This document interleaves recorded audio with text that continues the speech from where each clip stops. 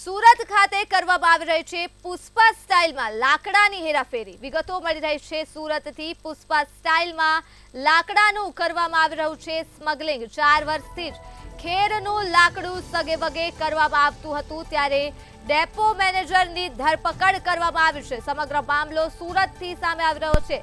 દક્ષિણ ગુજરાતના જંગલોમાંથી ખેરનું લાકડું ચોરી કરતા હતા, ત્યારે જિલ્લા ફોરેસ્ટ વિભાગે ચોરીના આ રેકેટનો પર્દાફાશ કર્યો છે। સુરત ખાતે પુષ્પા સ્ટાઇલમાં લાકડાનું સ્મગલિંગ કરવામાં આવતું હતું, જેનો પર્દાફાશ થયો છે। મધ્યપ્રદેશના અલીરાજપુરમાં સંગ્રહ કરવામાં આવ્યું હતું આ લાકડું, ત્યારે ડેપોમાંથી કુલ 5.13 કરોડનું ખેરનું લાકડું મળી આવ્યું છે। તો નવસારી, વલસાડ અને ડાંગમાંથી પણ ચોરી કરતા હતા તસ્કરો, ત્યારે સમગ્ર ઘટના હાલ પ્રકાશમાં આવી રહી છે।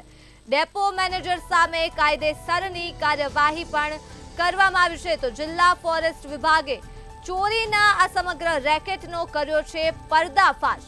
સુરતથી વિગતો મળી રહી છે। પુષ્પા સ્ટાઇલમાં લાકડાની સ્મગલિંગ કરવામાં આવતું હતું, ત્યારે 4 વર્ષથી જ આ ખેરના લાકડાને સગેવગે કરવામાં આવતું હતું, જેનો હવે પર્દાફાશ થઈ ચૂક્યો છે। તો ડેપો મેનેજરની સમગ્ર મામલે ધરપકડ કરવામાં આવી છે અને કાર્યવાહી પણ કરવામાં આવી છે। તો દક્ષિણ ગુજરાતના જંગલોમાંથી આ ખેરનું લાકડું તસ્કરો ચોરી કરતા હતા અને જિલ્લા ફોરેસ્ટ વિભાગે ચોરીના રેકેટનો પર્દાફાશ કર્યો છે।